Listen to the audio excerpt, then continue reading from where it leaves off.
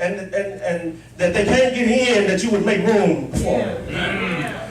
But the crowd wasn't paying attention. Wow. They wasn't concerned about this one man who's sick. And this is what brings me to point number one. Faith that won't quit. Yeah. Wow. These four men, they get to the house and they see that the door is blocked. They see that the windows are blocked. Yeah. And there's no way for them to get in. Now, most of us at that point, we would have just said, well, I done what I could do. Give up. And would have gave up. But because of their faith, they get this man on top of the house. And when they get him on top of the house, they tear a hole in the roof. Come on. And then they lower him down in the presence of Jesus. And I like what Jesus does. He's in the midst of preaching. In the midst of preaching, man.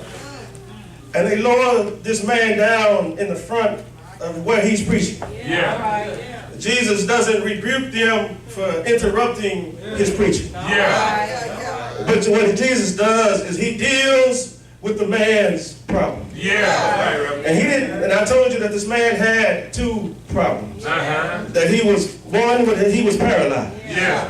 And two, that he had a sin issue. Yeah. Now, most of us, when we have an issue, we want to deal with the outside perimeter of the issue. Wow. Come on, Reverend. But Jesus deals with the root of the problem. Yeah. He says your sin is forgiven thee. Yeah. When Jesus easily could have said, yo, you're healed. Pick up your bed and go home. Yeah. Right. But then the man still would have had an issue. Yeah. He still would have had sin. Yeah. So Jesus deals with the sin. And when Jesus gets the sin out of your life, that's automatically healing.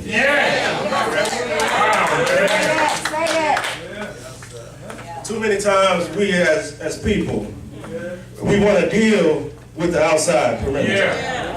And we deal with the outside perimeter because that doesn't move us from our comfort zone. We get too comfortable and too complacent where we are.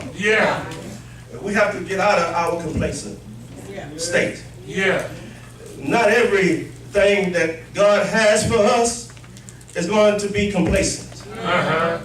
It's not going to be comfortable. You're going to have to travel some bumpy roads. You're going to have to face some adversity.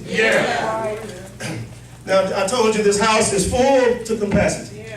And all of these folk, some of them are somewhat called church folk. Let's see. It is full to capacity. They're there because of the noise they heard that Jesus would be there. Now, let me say this. Not everybody that's in the presence of Jesus is there for the right reason.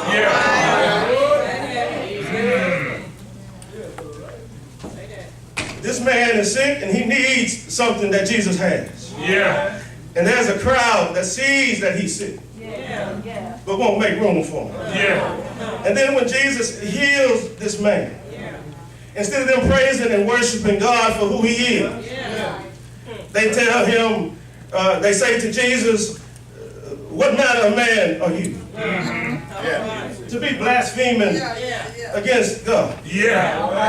Only God can forgive an individual for his sin. And you're going to say to this man that your sin is forgiven? Who are you to say that? And ain't that just like some of us?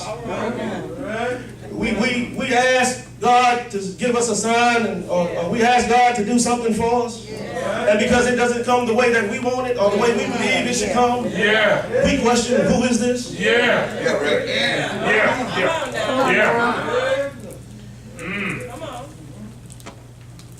Point number two that I see in this text is compassion. Faith activates compassion. Wow. If you don't believe me, let me show you. You can have compassion and no faith. Compassion is just sympathetic pity or concern for the suffering or the misfit fortunes of an individual. Yeah.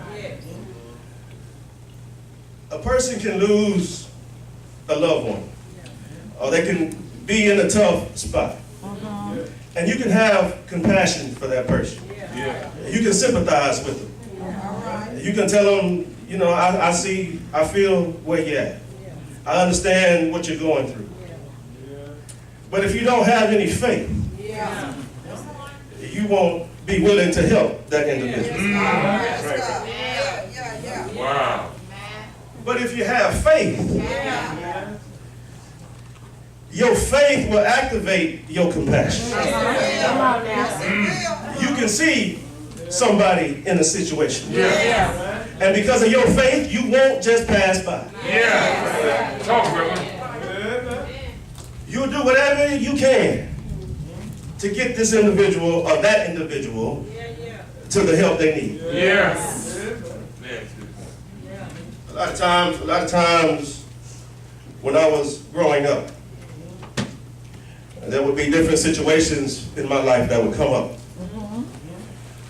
Didn't really want to tell mama or daddy about it. Grandma was gone. So I didn't have anyone to talk to. A kind word from somebody. A hug. Just anything could have easily smoothed the case. But because I was too stubborn to open my mouth to anybody, I never had that compassionate feeling. Grandma was gone, and she was the only somebody that I could go to. I knew Grandma, she would, no matter what the situation was, even if she couldn't fix it, she was going to do the best she could to try to get it fixed. So I missed out on a lot of that compassionate feeling. But reading this text and studying this text, these four men showed me what real compassion is. Yes, sir. It's impossible to be a Christian. See a need and not need. Yeah. It bothers me sometimes when I'm in Houston and I see these different people under bridges. Oh my. And look like they hadn't had a bath in years. In fact, just the other day, there was a man under the bridge, and he found him an old beat-up mattress from somewhere. And that was his bed. He had it up under the bridge. No blankets, just a beat-up mattress. Springs sticking out everywhere. Clothes all tore up. No shoes, no socks. Laying there on this dirty mattress. And I wanted to get out and give him something. But because I didn't have any cash in my pocket, I didn't stop. I didn't say anything to him, but I felt his pain. But just feeling somebody's pain is not compassion. Seeing the condition a person or individual is in and not doing anything about it is not compassion. Now I understand and I know that you can't help everybody. You can't do everything for everyone. In fact, you can do things for some people and they don't even appreciate it. But that's not what God has told us to do. He didn't say do it and then want them to appreciate it. He said do it. Yeah. Your reward is in heaven. Yeah. Too many times us as Christians, we have to quit seeing the problem and just passing it by. Yeah. We always, a kind word doesn't cost you anything. To be nice to somebody doesn't cost you anything. That's it. It's so easy for us to have an attitude with somebody, especially if they do us wrong, or we felt like they done us wrong. But do you know it takes less muscles in your face or in your body to smile than it does to frown? Wow, son. Don't you know that it's a whole lot easier and less stressful on you and your health to be nice versus being mean? Need more help? You can live a whole lot better life if you be nice versus being mean.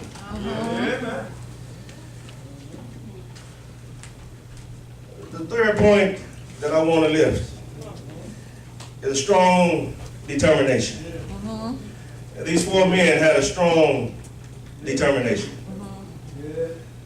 They was determined to get this man to Jesus. They packed him from down the road to the house. They packed him up on top of the roof. They tore a hole in the roof. What else we do, brother? And then they lowered him down Yeah, man. in the presence of Jesus. Yeah. Now they easily could have turned around when they seen the crowd. Yeah. But they was determined to get this man to Jesus. Yes, sir. I want to pose another question. I don't want you to answer it out loud, just answer it to yourself. How determined are you to get somebody to Jesus? Come on, son. Come on, son. We put a lot of determination on things that happen in our lives. Whatever things that are going on, whether we have kids, loved ones who depend on us. Yeah. We make it our point to get there. Yeah. And we're determined to keep our families happy. Yeah. We're determined to keep our boss happy. Yeah. We're determined to keep our friends happy. Come on, man. But how determined are you to keep Jesus happy? Yeah. Come on, son. Come on, man. Let's go. A strong determination. I made up my mind a long time ago that come hell or high water, I'm determined to make Jesus happy. Yeah. I want Jesus in my house. Yeah. And the reason I want Jesus in my house, when Jesus is in the house, Yeah. there's healing in the house. When Jesus is in the house, there's love in the house. Come on, son. When Jesus is in the house, Yeah. there's peace in the house. Yeah. When Jesus is in the house, there's no confusion in the house. Yeah. When Jesus is in the house, Yeah. there's food in the house. Yeah. When Jesus is in the house, there's water in the house. Yeah. And I'm not talking about physical food or water. There's spiritual food Yeah. in the house. Yeah. There's spiritual water in the house. Yeah. This spiritual water, if you take a drink of it, Yeah. you will never thirst again. Yeah. Jesus is in the house. There's peace in the house. When Jesus is in the house, there's no backbiting. There's no gossiping. There's no meanness when he's in the house. It will behoove all of us to bring Jesus in the house. Bless you, man.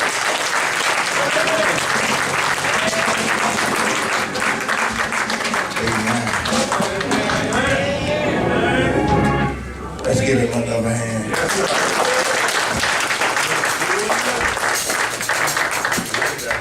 Jesus has to be in the house. They say a house is not a home when there's no one there. It's just a house. So when Jesus is in the house, you got paradise. You have access. Just like having a bank account with a bank card and you got the PIN number. It's Jesus. Your PIN number can be 123. Father, Son, and Holy Ghost. So Jesus is in the house. You got access to whatever you need. Somebody needs to know that. That man had an issue. He had a serious issue. He wasn't mobile like you and I. He couldn't move around the way you and I move around. Because he had an issue. He had a cause and effect issue. And a lot of us today have a cause and effect issue. Because one something causes another one. And it don't make it that much better. But I know somebody that can make it better.